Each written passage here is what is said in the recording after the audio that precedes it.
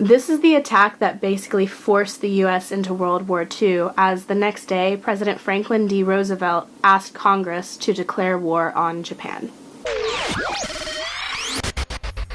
Hello interwebs, and welcome back. I'm Shanna, and this is where I share my life and stories and adventures and opinions, and whatever else I feel like. And welcome to day 7 of my Hawaii adventures. Now, day 7 was actually my mom's birthday, and other than seeing my parents and reuniting for the first time in nearly 3 years, which was insane, it was the main reason that we all went to Hawaii. So the day actually started out quite differently than any of us had originally planned, because I had to go to the dentist and get my teeth fixed. So that happened, and $2,000 later, no big deal, I met up with my padre and we headed over to Pearl Harbor while we waited for my mom to get ready. Alright, so today we are checking out the historic sites of Pearl Harbor. Let me give you a little bit of history while we kind of walk through this. Pearl Harbor is a U.S. naval base located near Honolulu in Hawaii. This base is extremely famous because on December 7th, 1941, the Japanese forces launched their surprise attack on Pearl Harbor. They destroyed or damaged nearly 20 U.S. naval ships, including 8 battleships and over 300 planes. More than 2,400 Americans were killed, including civilians, and over 1,000 were wounded.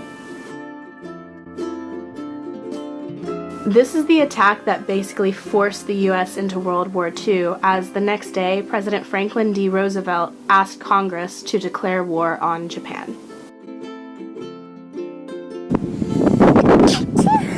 Thank you.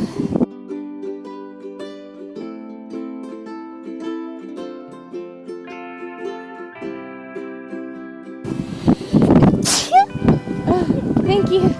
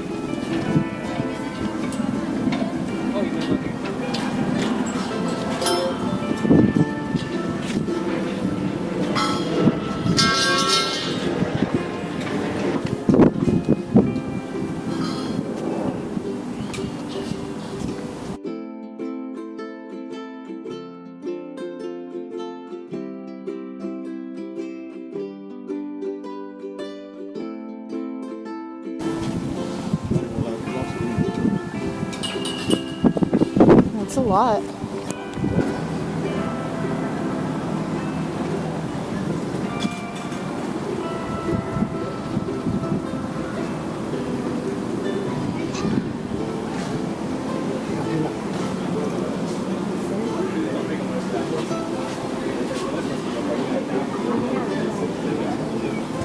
This is where they Steer the submarine and fire the torpedo. Uh-huh. Command center.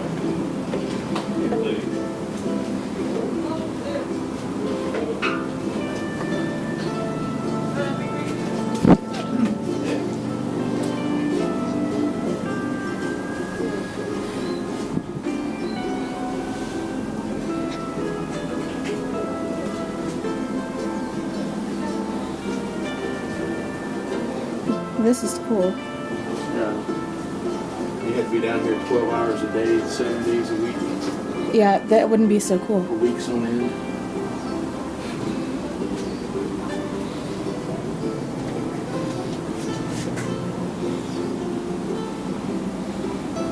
That would be a no thank you from me.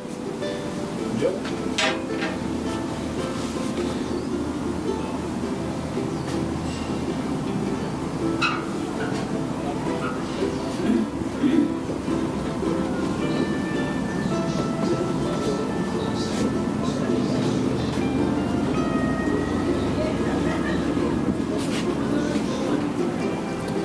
So it's free to go in and wander around and check out the little museum in here.